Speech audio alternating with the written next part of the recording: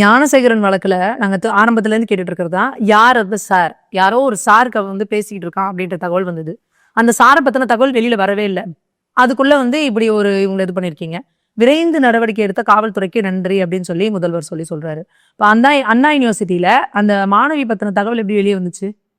அப்ப அதுக்கும் சேர்த்து இவர் நன்றி சொல்றாரா? அடுத்ததா, இந்த பெண்கள் பற்றின பாலியல் குற்றங்கள் வந்து ஏகப்பட்டது வெளியே வந்துகிட்டே தான் இருக்கு. அப்ப அந்த பெண்களுக்கு நீங்க வந்து என்ன இது கொடுத்துருக்கீங்க? இப்ப இந்த அரக்கோணத்துல இப்ப ஒரு பெண் வந்து இது பண்ணிட்டு இருக்காங்க, என்ன அதுக்கு நடவடிக்கை எடுத்திருக்கீங்க?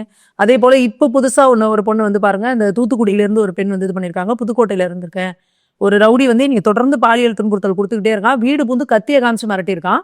ஆனா அந்த பொண்ணு மேல வந்து பிசிஆர் வழக்கு போடப்பட்டிருக்கு அப்படின்னு அந்த ஒரு பொண்ணு வந்து அந்த வீடியோல பேசுது. அந்த வீடியோ இப்போ வைரல் ஆயிட்டு இருக்கு.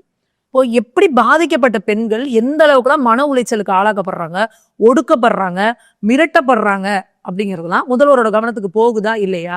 இந்த மாதிரி இந்த ஒரு இப்ப இது இந்த தீர்ப்பு வரல, இவர் குற்றம் சாட்டப்பட்டவர் அப்படின்னு சொல்லியிருக்கிறாங்க. நிச்சயமா வந்து அந்த பெண்ணுக்கு நாங்க பாராட்டு தெரிவிச்சுக்கிறோம். ஏன்னா ஒரு மிகப்பெரிய ஒரு தாக்குதல் அந்த பெண் மேல நடந்தது. என்னன்னா உளவியல் தாக்குதல். அந்த பெண் பத்தின சகல டீட்டெயில் வெளியே விட்டுட்டீங்க.